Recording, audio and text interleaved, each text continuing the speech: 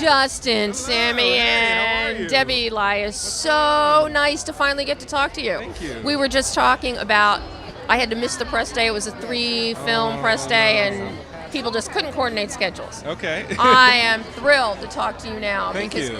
I laughed my ass off through your entire movie. Oh, thank you so much. Thank you.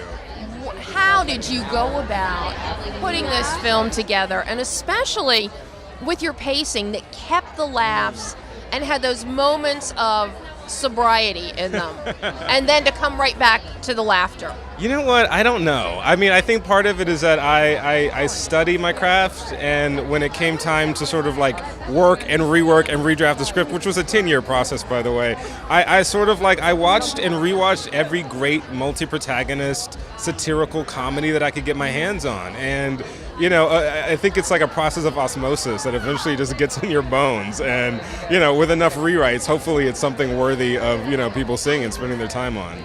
Well, that's one of the interesting things, very interesting things about the film, is that it was a 10-year process for you, yet it's so timely, topical, pop culture, zeitgeist, it's as fresh as can be, like you wrote it yesterday. Wow, thank you for saying that. I mean, part of it is that these, you know, I was aiming to talk about identity, which is a universal, you know, tale as old as time kind of subject that we've always been grappling with. I happen to be talking about it from a black point of view, and there are elements of my experience as a black person in this country, you know, interwoven in the story, but ultimately I'm speaking to a universal thing that we can all relate to. And I also, you know, I think it's just that these issues are going to take us some time to figure out. Like, you know, I run into people who haven't been in college for decades and decades and say, I cannot believe that college kids today are still going through this, you know. So I think it's one of those things that, like, we're going to be going through, we're still working our way out of. So how has this whole journey been, this experience of being a nominee? You're here today.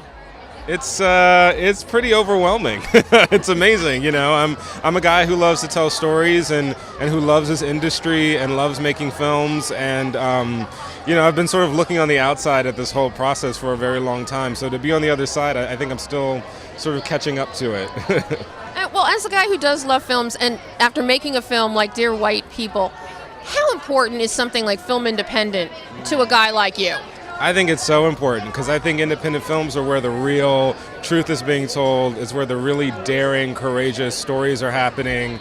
I mean, this has like always been my favorite award show, you know, so to be here on the carpet as a nominee, it's very, very special.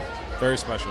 Well, and talk about truth. The truth is you're going to have a hell of a good time inside, and you're going to get the new flavors of Breyer's ice cream. Oh, fun. I love ice cream. Not giving us any, but you're going to have to catch up with me later and tell me. I'll sneak you some.